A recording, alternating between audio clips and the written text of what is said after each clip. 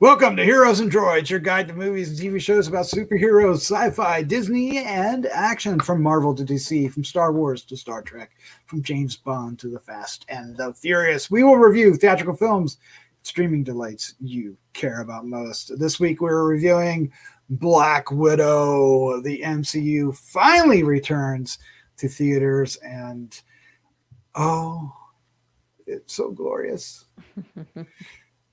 Regardless of how good the film is. I am your host, Doc Rotten, and joining me tonight is the one and only podcasting rockstar and international cosplay queen, Vanessa. How you doing, Vanessa? Oh, you got your Black Widow bands on. Yeah, I think I'm more Milena, right, than Natasha. I'll take it. Yeah. Oh, what are you saying? I don't have a beard. No. Wow, you're starting this podcast off right there, Doc. Just insulting our host. Oh, wow. And joining us is award-winning filmmaker Christopher G. Moore. Sir, how you doing? I'm doing my superhero pose. Sorry. I can't do the split like that. I do, but why you flip your hair up like that every time? Oh, what a great dabbing for some reason.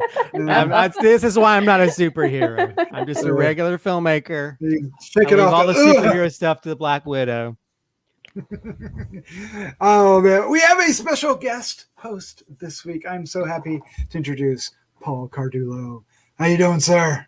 Tasvaranya. Ah, nice. It's good to see you guys. I love the translation to your name there. Is that accurate? Google Translate. I don't. They say it is. Oh, it might say something. Yeah, I don't know. For all we know. No offense. It might be that douchebag. He says in Russian. Oh my god. Oh god. All right. So we are here to review Black Widow. What we're going to do is give our first impression of the film, and that will be spoiler free. But once we're done with that, we're going to get into a discussion about the film, and we will spoil it. We will spoil the hell out of it because we're going to boil it. And then we're going to wrap things up with our final thoughts, our score, a 1 to 5, and our favorite scene. What are we talking about? We are talking about Black Widow. This film was supposed to have come out in 2020, and then COVID happened, and we are finally getting it July 9th, 2021. In theaters and on Disney Plus if you want to pay the premium. And I would be curious to see how many people do that. But I am happy myself to go back to the theaters. It is a joyous occasion and experience to be back in the seats and watching it on the big screen. And this was a fun film to do that with. It might actually have helped the film. Directed by Cate Shortland, written by Jack Schaefer and Ned Benson. The cast includes, but is not limited to, Scarlett Johansson, Florence Pugh, Dave Harbour, Rachel Weisz, Ray Winston, O.T. Fembenley, who knows how to pronounce it, William Hurt, and Olga Kurylenko. I said that better in my head. All right, synopsis is a film about Natasha Romanoff and her quest between films Civil War and Infinity War. A very oversimplified. So not what Paul has disappeared, folks. Somebody find Paul. There he is. I'm back. So let's give our first impression. And Vanessa, I'm dying to hear what you think. So you're starting off. What is your first impression of Black Widow? Well, I'll go ahead and say it. It obviously should have come out much, much sooner in the history of the MCU. That aside, I absolutely loved it. I thought the writing was phenomenal. I thought the comedy was so good, so funny, so natural. You know, we get comedy in these movies, but there was something about this one. The delivery was so good. The way the context was so good. All of them, every one of our four main characters, I felt was just on their A game, was having a great time, and just worked so well together that it made the movie so much fun. And not for nothing, there is a ton of badassery in this movie. It feels like I just want more. I absolutely want more Natasha. But just more Black Widow, more of this story, more of, I don't know. I'm not ready to give up the Avengers just yet. And I like how we're getting to know each of them a little bit better throughout the Disney Plus and through the MCU. But yeah, and not to spoil too much, but I think I don't know. I think Florence Pugh might have stolen the show a bit. Maybe. In this one. Might have Maybe. stolen the show, but I'll zip it at that. Zip it at that. She is absolutely brilliant in this. I have a feeling that somebody on the show will share his love for her. All right, let's have our guest host here, Paul Cardullo, step in and give his first impression of Black Widow. Well, I want to preface it by first saying, originally, I think I'd mentioned you, Doc. I'm like, I'm kind of marveled out. I don't know. I don't think I'm going to see any more of the Marvel films. And I was like, I'm not even doing Disney Plus. And then a few weeks ago, got Disney Plus and started watching Loki. And next thing you know, I'm like, oh, and I look at more. I'm like, this looks pretty good. So I went and loved it, and so glad that I am back on the Marvel train. Yeah, had a ball with it. I think. Echoing what Vanessa said, it's those four main characters, the actors, just the chemistry between them, and to me that's the core of the film, and that's what makes it for me. Really enjoy it, and yeah, Florence Pugh really does she steals it, but doesn't completely, because the others do such a great job as well. But she's out of a top cast. She's really knocking it out of the park. So yeah. But yeah, I'm glad I went back, and glad that and it was fun to see it in a full theater with a full crowd. So yeah. Was it full? Was it the theater full? Oh yeah, it was sold out. The Alamo, it was in their biggest theater. It was sold out. I think all their shows last night were sold out for it. So Nice. yeah. Wow, how wonderful! Yeah, we saw it at the AMC, and it was pretty packed. It wasn't full, but they're still not filling the entire theater at the AMC yet. But, I think Sure. Draft House is doing a little bit of that too, because they've had shows I've been that said they were sold out and there were still seats. So We still had those good moments of laughter and yes. Yeah, mine did everybody too. at the same time. I know I laughed out loud a few times. Yeah, really fun. Yes, definitely. All right, Christopher G. Moore, your first impression of Black Widow. You know what? I will have to say I wasn't sure what to think about this. I think initially some of the initial reviews were kind of negative, so it had me a little bit worried. To be honest, to be perfectly honest, I've never really been a big fan of Scarlett Johansson as Black Widow as much. I still enjoyed it, but I was like Vanessa. I was like, why didn't they give her a movie early on to introduce her characters? Like, why is DC better at doing this than Marvel? So it's a little bit late, but better late than never, And this is probably one of my newer favorite Marvel films. Oh wow! Okay, cool. Awesome. Well, and I think mainly because this feels like a Marvel version of a James Bond film than a Marvel film. And there's even a reference to there. She's watching a Bond Moonraker. film. I think it's Moonraker, isn't it? So yeah, Moonraker. So it almost like they were referencing it because they realized you literally have. You have all these moments that feel like the Mission Impossible moments, the James Bond moments.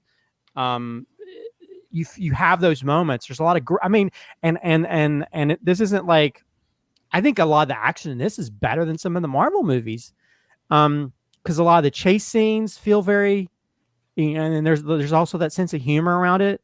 And you have a villain, without spoiling much, he has his own evil lair. And there's like this big evil plot he has going on.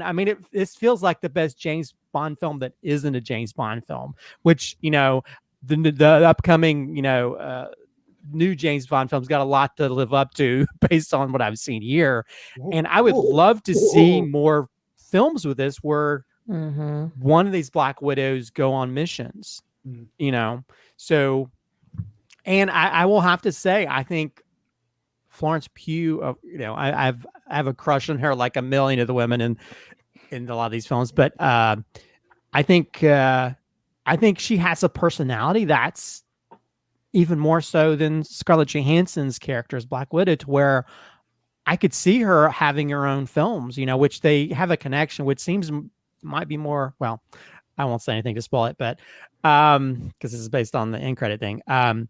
But yeah, I was like, there's like, and the violence, the fights are not holding back. And and maybe it's just the guy in me. It's like, I just want to see more films where it's just a bunch of women fighting each other. Because I was just like, I mean, they're fighting. They're to me, I found more brutality in those fights than any of the Marvel films, and that's saying a lot. Because their fights are just going at it. This isn't like some 1970s girl fight. This is like punching and taking punches, and it's like, and just like riding, stealing cars and flying through the air. It's like, I mean, they go from like one action sequence to another that in some ways it made me feel like, well, felt even more action oriented than Mission Impossible films. So yeah, I loved every moment of this, and I like Vanessa mentioned, the humor. I love the humor in this. David Harbour is always great for humor in general. I really kind of wish they had connected this to Stranger Things, even though he tried to be as much as possible. That's why he shaves his head in Stranger Things, because he didn't want people automatically making a connection between this and he's been the red guard all the time. But yeah, I love that. I mean, the action sequences are amazing in this. And so it's like, yeah, I can understand why they saved this for a theater environment, because you deserve to see this in a theater, see it on the big screen and enjoy it, because this is what movies are made for, to see it as an audience. And I was like, this movie surprised me, because I hate to say it, going to see this, I thought I was going to be disappointed, but I was thoroughly blown away by what I saw in this. And it just made me want to see like a whole bunch of Black Widow films, with any of the two characters, even if we go back in time, if it deals with Black Widow or Florence Pugh's character, just seeing her going on missions involving, other widows, agents and stuff. I mean, I don't know. I can't see enough good things about it. I'll stop, because I'll talk like an hour just glowing about this. Yeah, I kind of wish I'd saved you for last, because I don't want to bring this down. Going into this, I was looking forward to it, and I was eagerly waiting. I wanted to see it last year. I wanted to see it years ago when it should have happened, right? I was a little concerned in the first 20 minutes of this movie. The beginning of this movie had me very worried that this was going to be an absolute bomb. I was like, oh crap. Then a car blows up. And once that happened, for the rest of the movie, I was totally on board. After that, it totally won me over. But leading up to that, I was entirely nervous. So that's what, maybe 20 minutes in? But maybe less. Maybe less. To make that maybe kind less. of judgment in that amount of time. Yeah, I mean, literally, I was like, oh crap. Not that bad. I'm not enjoying this. There's an extended. There's a reason for it, and it's fine. It's perfectly fine, and I'm not. It just for me, it didn't have that oomph to it, and I was a little concerned. But by the end of this movie, totally loved it. Totally loved Yelena Belova, Florence Pugh. If we can't have Scarlett Johansson as Natasha, she'll do just fine. And matter of fact, she might even surpass Scarlett Johansson. She is vulnerable and more approachable. That's not the right word, but what's the word I'm looking for, Vanessa? That she's not as distant She's as not quite as guarded. Yeah, Right, not as right. distant. She has a bigger personality, I think. yeah, Yeah. and that you know, personality shines through. But that doesn't mean she's not a badass. I mean, she's a total badass. She has a total Yeah. different way of fighting, but yet has similarities. Like, you know, instead of doing the head thing, she does it around the whatever. You get the idea, right? She does all different kind of moves, and the way she makes fun of Black Widow, of Natasha, especially her pose thing. You're such a poser. Well, but at the same time, she also has a sense of humor about herself, or she just has a quirkiness. Like when she talk about like, oh, the pockets. I got this thing with pockets. I mean, the whole thing involving that vest with pockets. That was hilarious. And so that's a good seg that what really, even though the action, like Christopher said, is fantastic, and it really is, there's some really cool action things and total Bond blowing up things kind of thing going on. What really won me over are the family moments, and I don't want to fall into Fast and Furious here, but no, that's what I was thinking. I was waiting for Vin Diesel to show up because I know it's all about the family in a good way. I mean, honestly, you can't bring down the Red Room without family. And it certainly could work that way. But he could have flown the car in. So, oh my God, the four of these, he certainly could have. But the four of these together at that dinner scene, the dinner table scene, and that whole house scene from the pigs to everything. It's just so wonderful. And Dave Harbour, I want to see more of the Red Guardian. The Red Guardian's got him come back in some fashion. He obviously cannot be an Avenger. But they name drop two of the other, Russian superheroes, Crimson Dynamo and what's the bear? I forget what the bear's name is, but they name drop him as well. So they're definitely out there. But his performance is so. I don't know. These four characters actually have depth to them. They're flawed, but yet you like them, and and that's a pretty amazing thing. I think that's what really won me over. The villain, the Ray Winston character, is fine. He's like you said, Christopher. He's a what's the bald guy in the James Bond? Dr. No. No. Blofeld. Blofeld. Yeah, he's a Blofeld. But okay, one last thing, and I'll shut up. One of the things that had me the most nervous about this movie is Taskmaster, and I love the Taskmaster character because he's not a hero, but sometimes he's kind of anti-hero, and so that character is in this movie. And I didn't know if they were going to pull off the character. And in my opinion, I'll say it right here, I think they did. And I think they improved on the character, at least for the Marvel Cinematic Universe. I think it's what they did is perfect. Well, I will say, I think the one thing that kind of like blew me away most is that there's several twists, maybe 2 or 3 twists in this film. One of those involving Taskmaster, and I won't say that I want to spoil anything, but we're in spoilers now. So okay, we're in spoilers, but yeah, the whole reveal of Taskmaster, I kind of figured out like towards the end, but I didn't put 2 and 2 together with that, and I love that because then that changes Taskmaster to where it's not your traditional, male villain or whatever. Right. So then although it was like I was kind of sad because like I was like, oh man, I'd love to cosplay that. I was like, oh. No. You could still cosplay. I guess because crossplay is totally a thing. You could do it, and I could wear my hair in braids. But then like the whole thing of just like the whole face mask thing, where the Mission Impossible scene. Yeah, the Mission Impossible scene. But they've used those. They've used those before. They have used those before. So it's not out of the blue, which was nice. But you forgot about it too. But I didn't even think about that. No, neither did I. That was so I was like, oh wow, they actually. And I've seen so many movies, you sort of predict how things are going to turn out, and I was like, oh, I'm not used to. But it's like there's so many moments. I mean, like there's one moment where they're riding, and then that freaking tank on wheels, like Fast and the Furious tank, shows up out of the blue. Yes. They don't like take the time to like, it just shows up and I'm like, what the hell is that? That's scary. I love it. So you're like, there's like so many, I mean, this film, I mean, you talked about like maybe I guess you felt it was a little bit slow in the beginning, but I feel like it's so fast paced. Yeah, we have those moments where we have interaction between characters, but like, I mean, the whole sequence involving the prison break. Oh You my know, God. I was like, I mean, it's like Leading the whole up to time it I'm was like, even great. Yeah. oh my God, these action moments are just blowing me away. And I just love seeing this.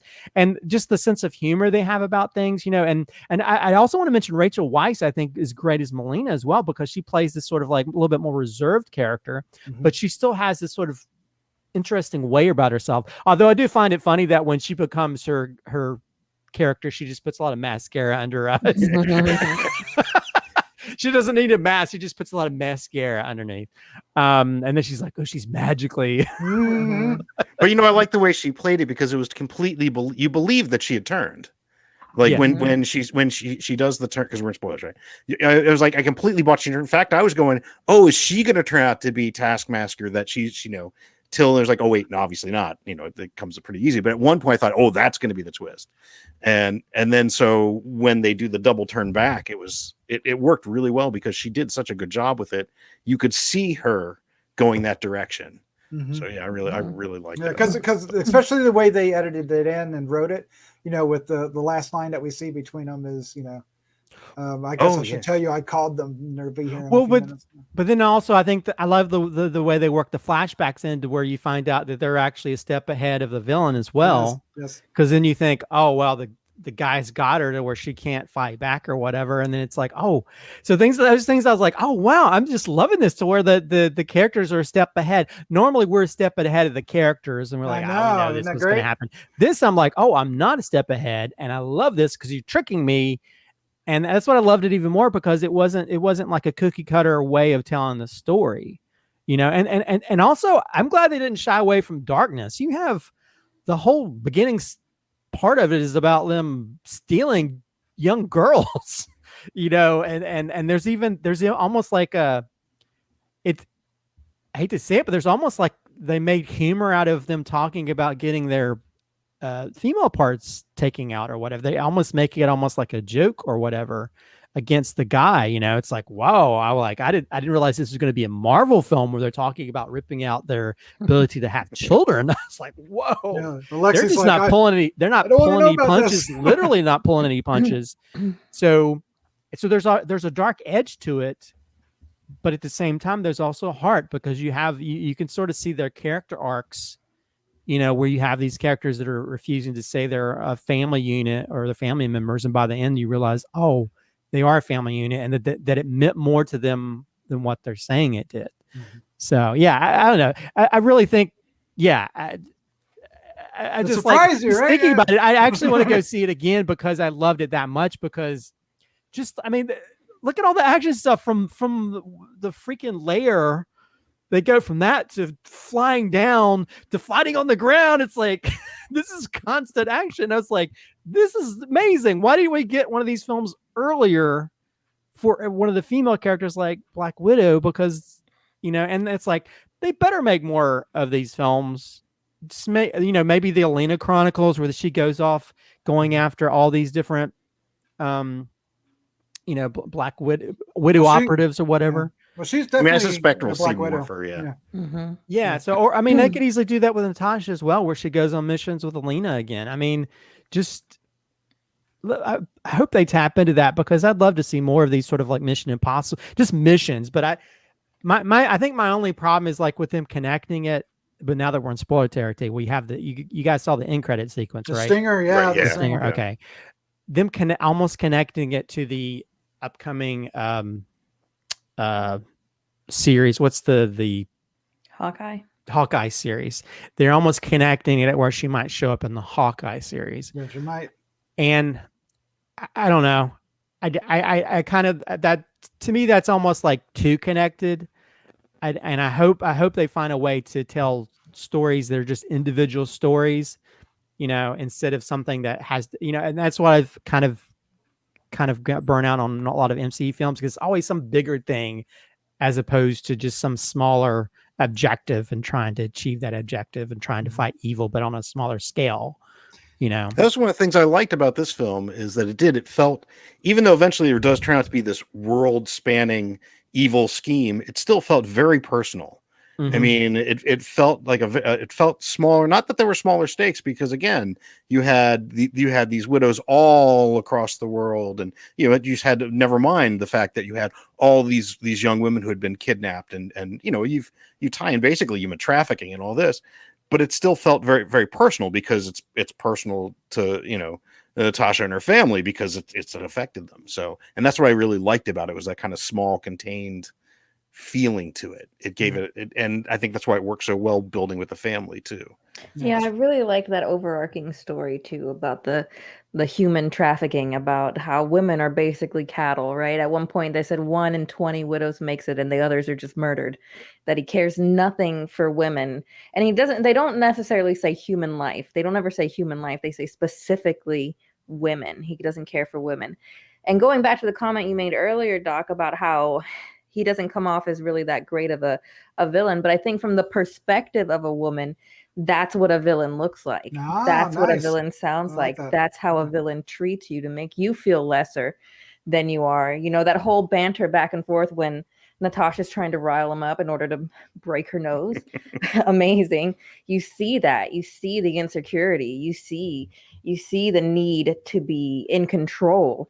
And the only way to have that control is to force control. You're talking about a weak, powerless man who needs to control all these women. Just that story in and of itself, in the environment that we have today, I think they were able to tell that in such a, like you were saying, such a heartfelt, like close to the chest kind of way. They told it in the sense of a fairy tale, but it still feels so real.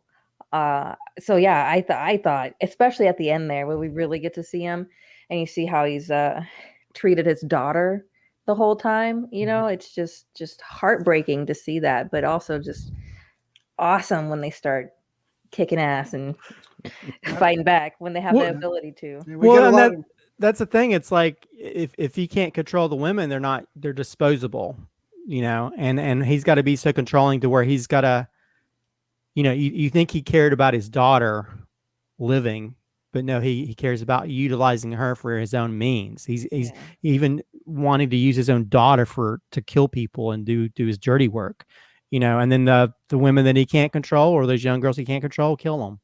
They're not used to me. Yeah. So again, that's like the most misogynist of people. The only women that they see use for those people that are useful to them and can do what they want them to do. And that's definitely the pure evil of that. And so like when he gets it in the end, you're like, yeah, I want to see you burning in flames, your glasses fly off towards the camera. Like it's a 3D movie. There's no question that he was gone in that one. That time. Yeah. I will say it was very satisfying. A lot of that at the end of that movie was very satisfying with him. Like, oh man.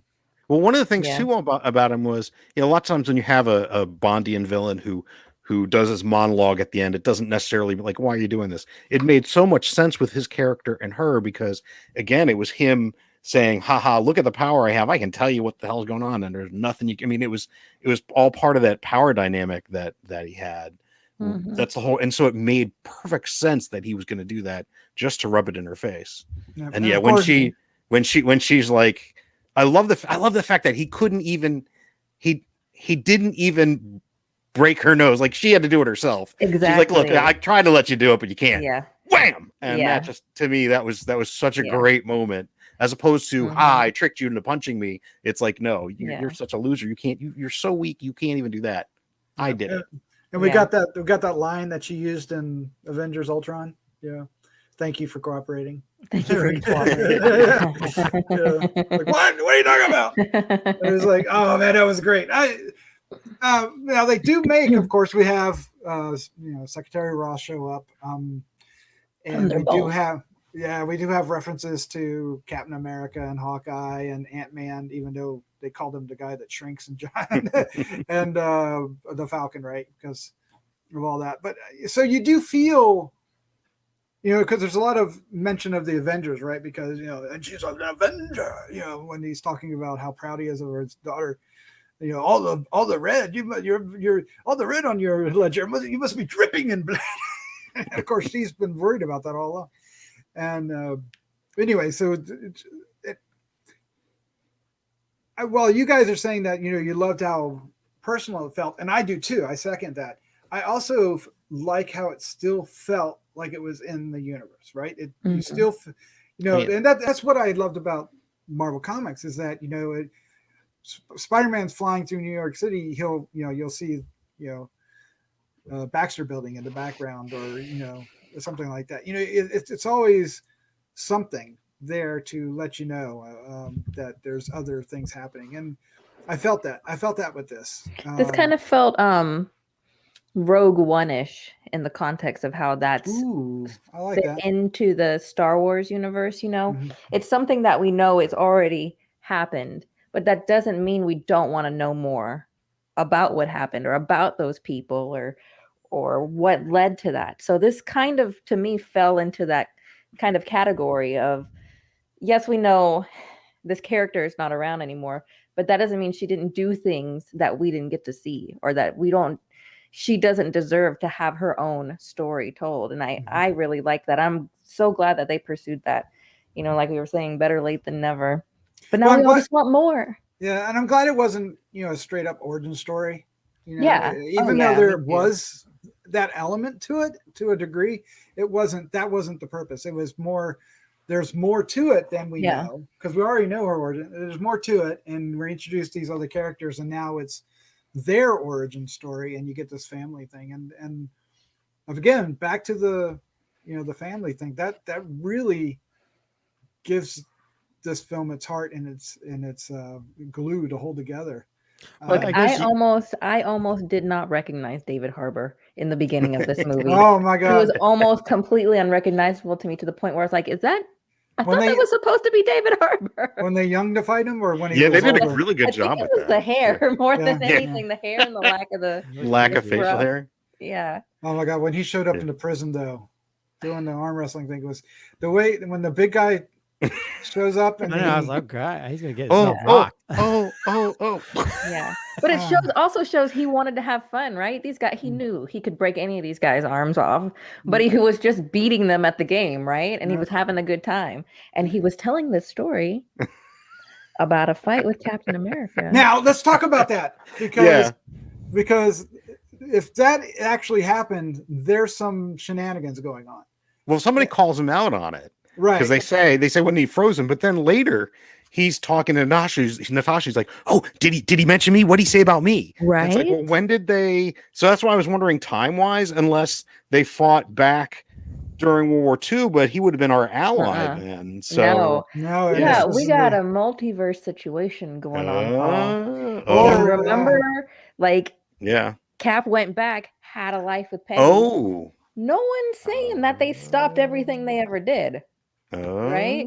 So, maybe he did in Russia or whatever. Who knows? I don't know. I like to believe that that's a true story. That's true. Yeah, because he wouldn't just go back and do nothing. He wouldn't, not intervene, but he'd do it quietly. Yeah, because I did love that.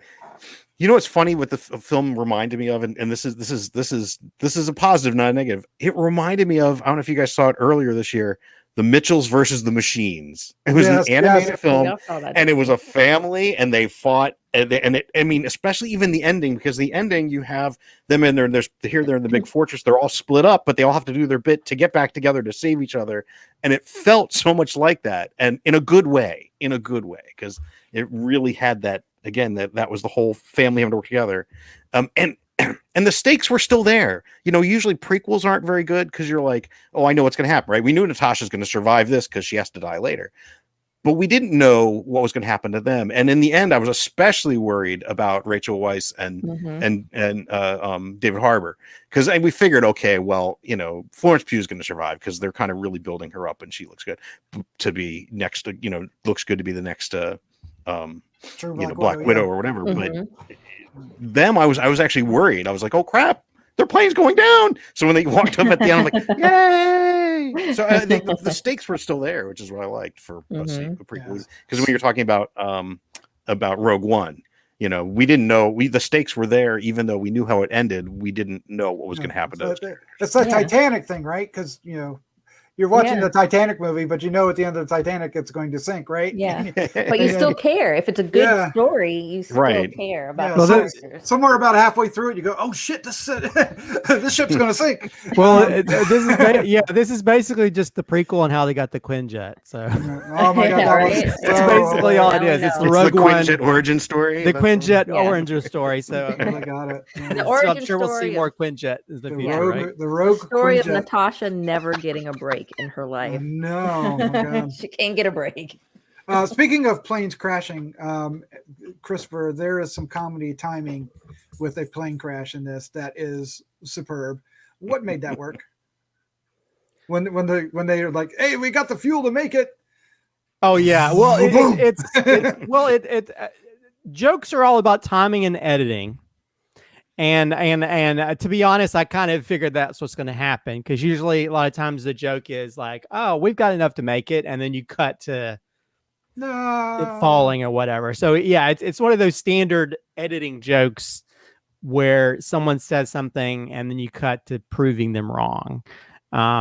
So yeah, I think it's, again, I think that's where they did such a great job in telling this story. You know, whether it's editing all the action scenes where things are just much more impactful, and when it comes to fighting, or just that zoom in of that tank vehicle.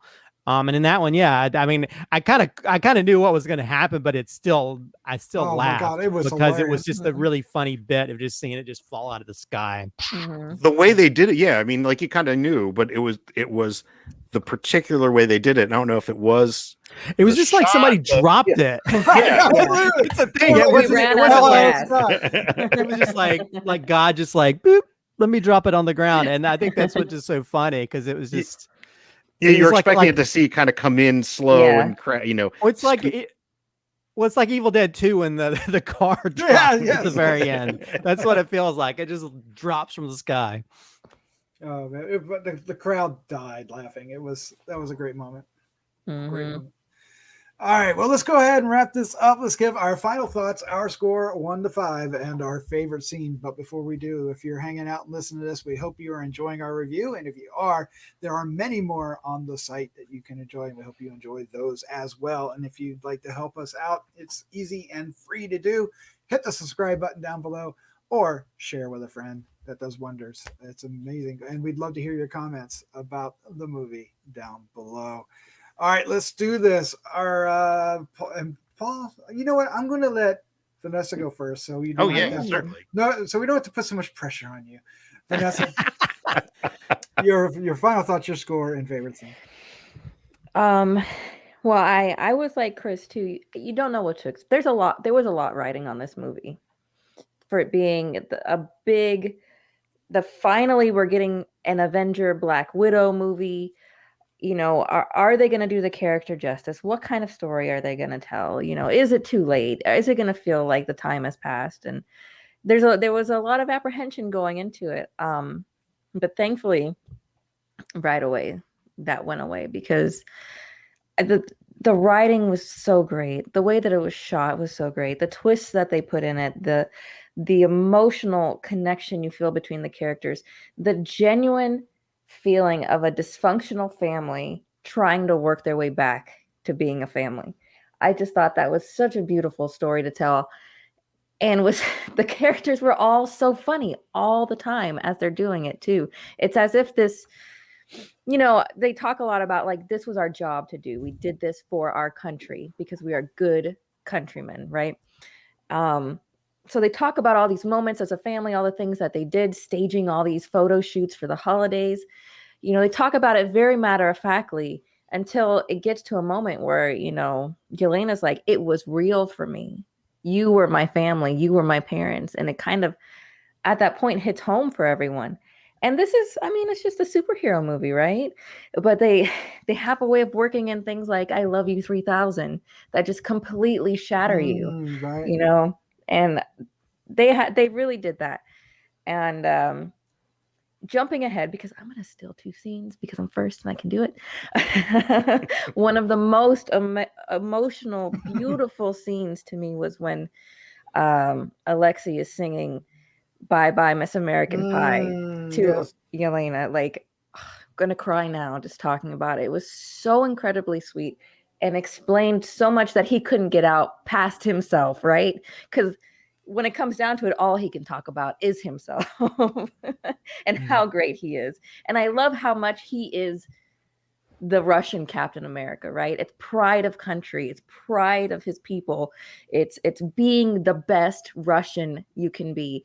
And you can't fault him for that. He just wanted to be a good countryman. And I think that's what also makes that character so lovable, because when you think about it, we're supposed to hate him, right? He's the anti-Captain America.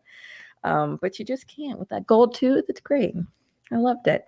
I don't think I gave it a score yet, but 5 across the board. 5 for me. Wow. Yeah, nice. This definitely gets a 5.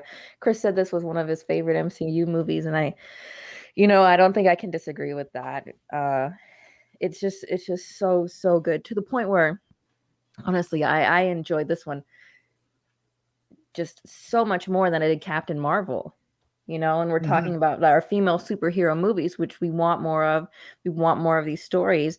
And this one, I think they took from that one and just like knocked it out of the park. So my actual favorite scene, though, is that nose breaking scene.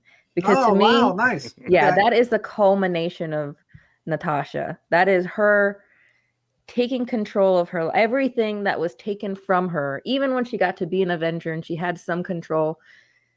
Really, at that moment, it was her taking control back and taking control for everyone else who's had it taken from them in this program. And it was so badass. You don't see female characters doing those kinds of things legitimately, right? Not feeling dumb or just, she felt like a real badass superhero character. And the fact too that she's a superhero without superpowers makes it that much more impactful for me. So yeah, I just thought that was the most badass moment to me. Yeah. I mean, there's a bunch. There's a ton of moments where she's a badass, but that her superpower might be falling in with style, right? So. Yeah. All right. Right. All right, Paul, you're up next. What is your final thoughts, your score and favorite scene? Well, final thoughts are, I think I said this before, I'm glad I went back to Marvel. Really enjoyed it. Really a good time. Glad that, yes, they finally gave Black Widow the film that she should have gotten a while ago.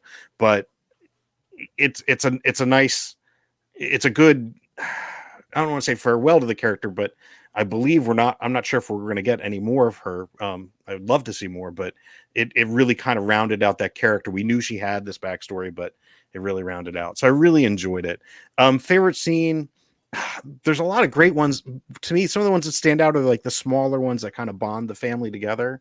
And I was trying to pick out one that really bonded all 4 of them, but one that worked really well for me was when Florence Pugh and Scarlett Johansson they're coming back in and they're kind of beaten up. I can't remember. It's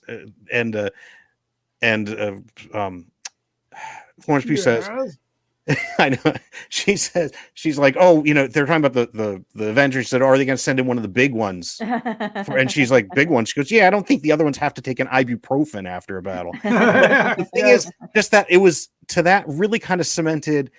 It was even though they weren't really sisters, but they really were sisters. It really cemented that sibling relationship and that love. It was poking, but love. And actually you even see Scarlett Johansson look like kind of accept it, like, oh yeah, I guess it is kind of true. So it was to me that really cemented those characters' relationship, that they were siblings, and it made it feel that much more like a family. And there's a lot of those little moments that really worked well for me. So that was for me. For me, I've got to give it a solid 4 out of 5. I really enjoyed it. Like I said, I wasn't expecting to enjoy it as much. I was kind of like, I'm gonna go see it. And then I was like, okay, I liked it a lot. So I'd say, yeah, good solid 4 out of 5. So yeah, that's where I stand with it. Perfect. All right, Christopher G. Moore, you're up next. Your final thoughts, your score and favorite scene. Yeah, I was absolutely blown away by this film. And by the way, shout out to young Natasha, which is played by Ever Anderson, who is the daughter of Mila Jovovich and Paul W.S. Anderson. And she looks like a spot-on version of a young Mila Jovovich. So Oh wow, not to Yeah. say it, So if when you go back, if you watch it again, you'll see. What, I mean, the whole time I'm like, this girl looks like Mila Jovovich, and I knew that she had a young daughter who was getting into acting, but I didn't realize she was in this. And I looked, I was, oh, that's her, because I see her sometimes on like social media and stuff. So yeah, that'd be interesting to see how she grows up as an actress. Yeah. This film is badass, you know, and it's not one of those things. And it's like you have, I'm sure it definitely fulfills the Bechdel test, I think, when it comes to the use of women in movies. And there's so much badassery, and there's so many women that are badass, from the, you know, both of the sisters to Rachel Weisz's character to the whole group of widows that are up on that floating, you know, Bondian villain lair. I mean, yeah, this Taskmaster. Oh yeah, Taskmaster, who's badass too. I mean, I don't know. This, you know, I was about to say this makes me want Speedy to be a girl. But yeah, it's just like so many badass women in this. Hey, we're pretty great. Women rule the world. There's so many badass women in this film that like make more films with badass women, you know, that aren't like, you know, the women that need to be saved, or the characters of how women should react. And there's just so many big badass action moments. I'll have to say, a lot of the MCU, a lot of the action moments are they're almost muddied into each other. They're almost so similar. There's nothing. This one, the action moments stand out in the same way they stand out in a James Bond film, where like, oh, we go to Budapest, or however you pronounce that, or you go to all these different places. You know, you have all these different interesting locations where they're fighting. You have these great, you know, car chase scene moments. You have these great choreographed fight scenes that are brutal as AF, as the kids say. So it's like there's so many things that stand out in this. It's so action packed to the gills, to where it's like, I just want to see more missions. I think the way it ends, she talks about like she's got to go off and meet up with her family. Let's see that. Let's see that next action, you know, storyline involving reuniting with her family again. You know, or if they follow the Florence Pugh character, great, do that. I want to see more Taskmaster. Maybe the Countess will have her join up with what's his name from the U.S. agent. U.S. agent, you know, and they create their own little weird Avengers group. So yeah, there's so many moments that stood out on this, and you can also see sort of how they had to change the Falcon, that scene between the Countess and stuff, so it makes more sense because it's supposed to connect to this. This 5 out of 5. I really did not expect myself to love this film so much, to where I want to go back and watch it again, because I just really enjoyed. There's moments that made me like my jaw drop, because I was like, oh my god, wow. Whoa, where did that come? I was just like, and it's like, they weren't like, there's some brute. I mean, there's even the initial fight between Florence Pugh's character and Scarlett's character is brutal. They're basically almost killing each other, you know? When that car exploded, everyone gasped. Yes. Well, yeah. Or just them, you know, having to escape the room in Budapest or whatever, you know, trying to get out of that. And I don't know. There's just so many great moments. Or even when they go onto the James Bondian floating lair, which seems like it should be in a James Bond film, but it's in an MCU film. I'm okay with it. So yeah, I just love this movie so much. As for favorite moment, I'll say it has to be the car chase scene, because when that tank comes out of nowhere, I'm like, what? WTF? What the heck is happening? Where did that come from? And it's like, oh, and then you have those comedic moments where they feel like sisters, where she's like, why'd you steal this car? It's like boring or whatever. Then she like knocks the car door off. And then Taskmaster comes out and shoots his little bow, and it flips, and then it flips into the down the stairs into the subway. And I'm like, what is happening? I just love this so much. I turned into a little kid watching action films, you know, during the summer months, and it's so sad that it's taken so long for this to come out. please go see this in theaters. Mhm. Support this film because we need more badass female action hero films like this to be made. I love this film. Oh, now let's go to Debbie Downer. I'm going to give you praise for that. I absolutely appreciate your review there. Like I said, I was worried at the beginning, but I fell in love with this movie as well. You're talking about that gasp when that totally surprised me and shocked me. I was not expecting it, and it dives into an action scene that's really, really strong and really illustrates our two characters at that moment, between Taskmaster and the Black Widow. And it got our characters back together pretty quickly. Natasha, Yelena, Melina, and Alexei. I had to read them, but it got them all back together really quick, and it just was so much fun. It had a sense of humor without being, overtly comedic. It wasn't slapstick. It was comedy, right? It was just funny. They were funny, and it was natural, but yet they had chemistry, and yet the action was still strong, and the stakes were still high. So it didn't sacrifice anything. It actually improved everything by having this, and for that, I really enjoyed this. I'm giving it a 4.25, but that's a very strong 4.25. I definitely want to see more of Florence Pugh as Yelena. I think she really proved herself to be a character, and maybe, like we suggested at the beginning of this review, that she might have stolen the movie. She made a very strong first impression with this film, and I'm looking forward to seeing more of her. I want to see more of Dave Harbour as Alexei, as the Red Guardian. Well, the two of them, right? Melina and Alexei. Yeah, definitely both of them, but definitely just, oh my God, just his, I don't know. There's just something about him that is so funny, and he wants to be the greatest thing, but he just isn't. But yet he's there's a lot to him. It's just funny character. So anyway, my favorite scenes are I'm going to split them up between the Taskmaster and Alexei, the Red Guardian. They're both of their introductions is what I'm going to, and I don't mean young Alexei. I mean now the current Alexei, at least as far as the storyline goes.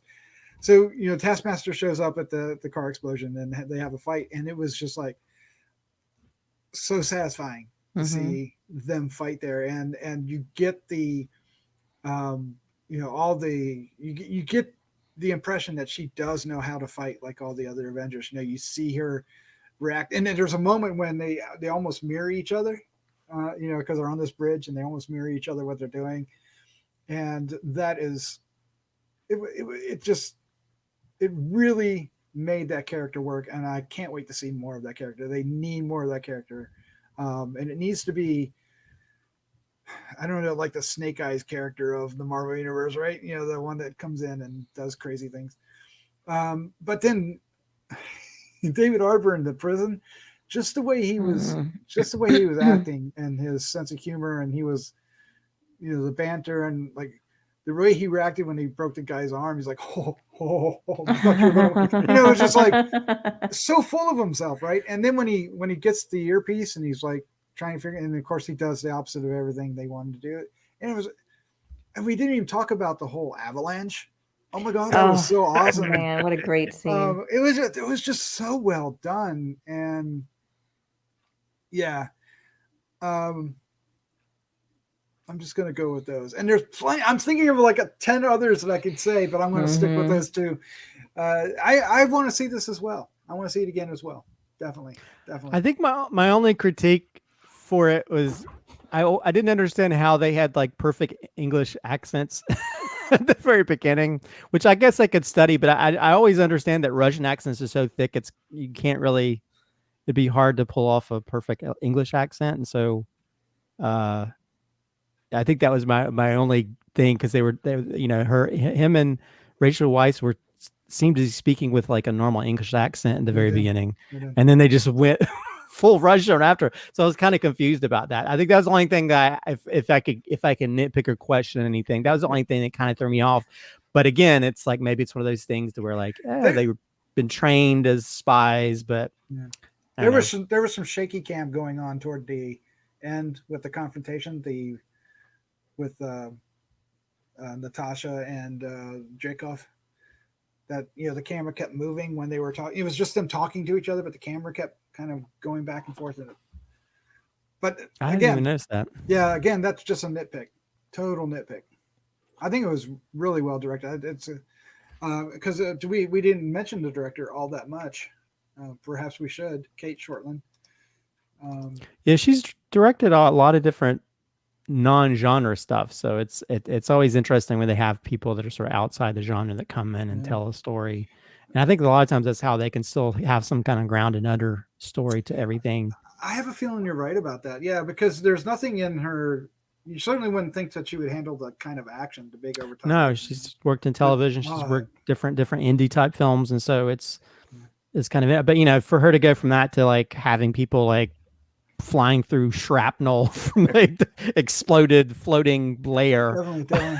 Well, the action was easy to follow too, which lots of times, it's that's a pet peeve is when it's all quick cutting and you can't really tell who's beating up who. It was pretty clear. I mean, it was even some of the quicker shots, it was still pretty clear who was whooping on who, and so you got to give her credit for that too. That's being able to follow that, and especially if you haven't done a lot of action films, is even the Taskmaster versus Red Guardian scene. Time my scenes together. All right. Well, I gotta say one more because I thought of it while we were talking, and I didn't get a chance to bring it up before. But I liked the parallel between our character and Falcon and Winter Soldier. His name is I can't remember. U.S. Agent? No, not U.S. Agent. The super soldier that they threw in jail. Oh yes. It's not Jonah. Jeremiah. Yeah. The way that is very similar to what they did with the Red Guardian in Russia, right? Mm-hmm. They said he was going to be a hero. They said he was going to do all this. He fulfilled his mission. He brought back what he needed to, and then they threw him in jail for the rest of his life. I appreciate the parallels between that because it just ties so much in the MCU together, and it just shows how governments take their heroes, and if they don't fit a certain mold or a picture, just throw them away, lock them up. Even though he has his own action figure. Yeah. No, with his head pops off. That's well, not wonderful. Christopher, Vanessa, thank you for joining me as always. And Paul, you were a great addition this week. Please come back again. Mm-hmm. Oh, it was a pleasure being here with you guys again. So yeah, I'd love to be back. Thanks. All right, let's go ahead and say goodnight. Good night. Good night. That would be a cool way to die. Ah!